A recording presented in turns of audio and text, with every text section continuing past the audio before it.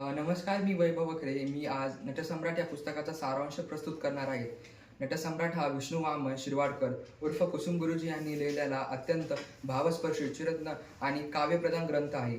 या कादंबरीचा मुख्य विषय आहे एक महान नट, त्यांच्या जीवनाचा शेवटचा क्षण आणि नाटजगा सोडल्यावर येणाऱ्या दुःख क्षणाची कथा यात आहे. हा ग्रंथ केवळ नटसम्राटाचा दुःख सांगत नाही, तर प्रत्येक माणसाला त्यांचा आरसा दर्शवते. या पुस्तकाची कहाणी एका महान रंगभूमी कलाकाराच्या जीवनाभोवती फिरते. गणपतराव बेलवालकर या कहाणीचे प्रमुख पात्र असून त्यांनी आपलं संपूर्ण आयुष्य रंगभूमीला वाहिले. त्यांची भाषा प्रभावी, काव्यमय आणि जिव्हारी लागणारी आहे. पण आपलं अभिनय क्षेत्र सोडल्यावर त्यांनी आपल्या आयुष्याचा रिकामा कोपरा जाणवतो.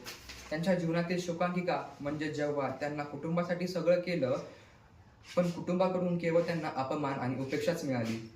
त्यांच्या मुलांची वर्तनी स्वार्थाने व्यापलेली आहेत. त्यांना कलाकारांचा वारसा हवा असतो, पण त्यांची माणुसकी हरवलेली आहे. दुसरीकडे सरस्वती, गणपतरावांची पत्नी, जी एक कष्टाळू आणि सहनशील अशी स्त्री आहे, जी त्यांच्या कलेवरती प्रेम करते, पण त्यांच्या वागण्यातून येणाऱ्या त्रासालाही ती सामोरे जाते. कथेतील इतर पात्र हे समाजाचे प्रतिनिधित्व करणारे आहेत, जी कलाकारांच्या यशामध्ये त्यांना उचलून धरतात, परंतु कलाकारांच्या एकटेपणामध्ये त्यांच्यावरती पाठ फिरवतात. या कादंबरीचा मध्यवर्ती विचार हा फार खगोल आहे. नटसम्राट हे नाट्य फक्त एक नाटच नाही, तर ते एक नटाचं पूर्ण आयुष्य आहे. तर एका कलाकारांचं अंतमरणाची यात्रा आहे, जी आपल्याला शिकवते की कला आणि आयुष्य यांचा मेळ कसा घालवायचा.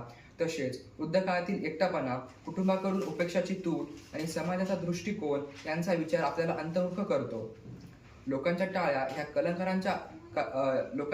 या कलाकाराच्या आयुष्याचा एक आत्मा असतात, पण तो आत्मा गेला की बाकी फक्त स्मशानच उरते. ही ओळ ही ओळ गणपतरावांची ओळ आपल्याला थेट अंतमरणाला भिडते. लोकांच्या टाळ्या या कलाकारांच्या आयुष्याचा आरसा असतात, पण तो आत्मा गेला की फक्त उरते स्मशानच. ही गणपतरावांची ओळ आपल्या थेट अंतःकरणाला भिडते. ज्यावेळी आपल्या वेदना केवळ त्यांच्या नसतात, ही एक प्रत्येक कलाकाराची कहाणी बनते. तो बेवारस पान गळतीचे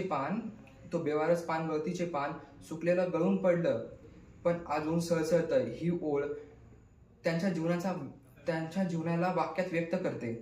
नटसम्राट हा केवळ एक ग्रंथ नाही, तर तो प्रत्येक माणसाच्या अंतमनात एक प्रश्न निर्माण करतो.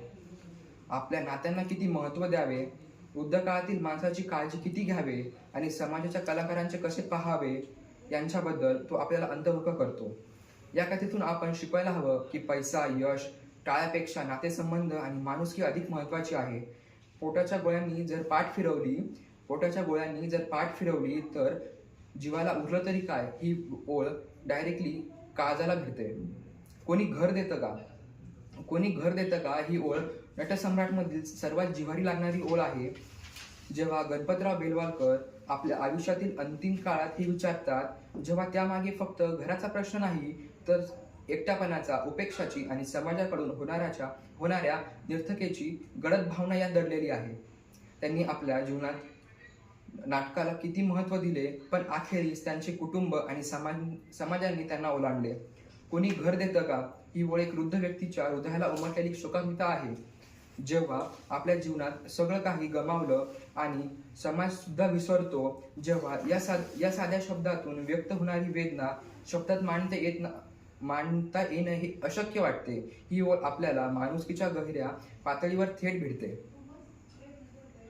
ती आपल्याला विचार करायला लावते की आम्ही वृद्धांना कसं वागतो. त्यांचं आयुष्य जणू काही फुकट आहे की काय. गणपतरावाच्या या प्रश्नात केवळ नृत्यनटाची भावना नाही, तर प्रत्येकाच्या मनातील एक दुर्बल एकाट्य आणि व्यक्तीच्या हवीहवीशी फुटणारी पुकार आहे. कोणी घर देतं का ही ओळ समोरच्याला अंतमनात खगोल प्रवास करते, कारण हे फक्त एक वाक्य नाही, तर नटाचं जीवन आहे.